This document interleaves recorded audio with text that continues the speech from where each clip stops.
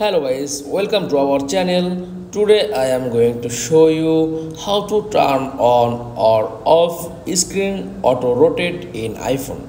Okay, so let's get started. Then first of all click on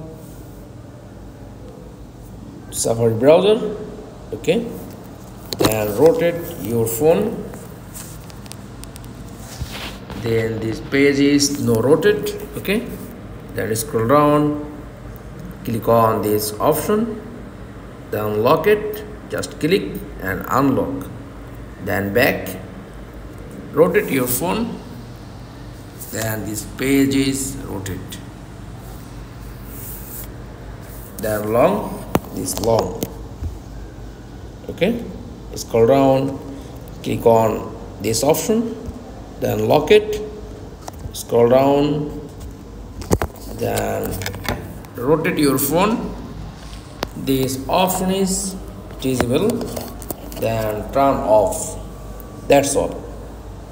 Thanks for watching. Please like, comments and subscribe. Thank you.